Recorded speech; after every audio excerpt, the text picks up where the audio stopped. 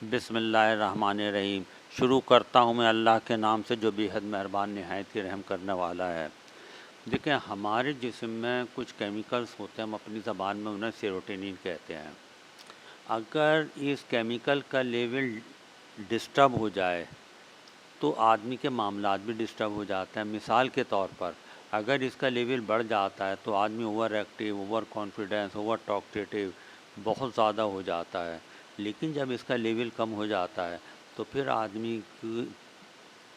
آدمی جو ہے تو اپنا ڈپریس رہتا ہے، غم زدہ رہتا ہے اگر اس کا لیول کم ہو جائے تو۔ اب دیکھیں، اب ہمیں بظاہر تو آدمی خوش نظر آئے گا، کوئی اس کا دیکھا جائے تو شان و شوکت، نوکر چاکر، بنگلہ گاڑی، ہیرے موتی، یہ سب اس کے پاس ہوں گے، لیکن نہیں ہوگی تو یہ خوشی نہیں ہوگی۔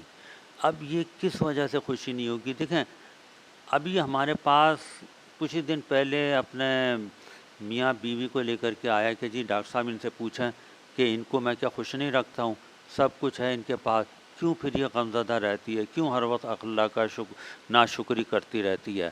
اب ہم اس کو سمجھاتے ہیں کہ بھائی یہ دیکھو، یہ اپنے آپ سے نہیں کر رہی ہے، یہ آپ جو اسے کہتے ہیں کہ بھائی نماز پڑھا کر، دعا کیا کر، بے شک اس میں کوئی حرج نہیں ہے، لیکن جب آپ بیج ڈالو گے، پھر نماز پڑھو گے، پھر دعا کرو گے تو اس میں فصل اگے گی، ورنہ یہ کہ فصل جو ہے تو نہیں گزرے گی۔ اب دیکھیں کہ اس کا ایک تو یہ ہے کہ آدمی پیدل چلے پھرے، زیادہ جتنا پیدل چلے گا اس میں اتنی ہی خوشی کا احساس ہوگا۔ وہ کیمیکلز اور بھی کچھ کیمیکل ریلیز ہوں گے جو اس کی نیند کو بہتر کریں گے اور جو اس کو خوش و خرم رکھیں گے۔ تو یہ پیدل چلنے کا بہت کچھ ہے۔ اب ایک بات میں آپ کو بتاؤں کہ اگر ایک خوشی یا خواہش پوری ہو جاتی ہے انسان کی تو وہ ڈیفینیٹلی دوسری خوشی یا خواہشات کو جنم دے کے جاتی ہے۔ جنم دے کے جانے کا مقصد ہے کہ چھوڑ کے جاتی ہے، پھر آدمی اس کے پیچھے بھاگتا رہتا ہے، پھر نئی خوشی کی اس کو تلاش ہوتی ہے۔ اس طریقے سے وہ خوشی کی تلاش میں رہتا ہے، ایک سراب کی طریقے سے، لیکن وہ خوشی اس کو پوری نہیں ہوتی ہے۔ دیکھیں، میں آپ کو ایک بات بتاؤں، ایک گاؤں سے ایک بڈھا سا آدمی آیا اور اس کے پاس ایک گٹھری تھی بہت قیمتی، تو وہ اپنے پاس ہی لیتا رہتا تھا اسی کے پاس۔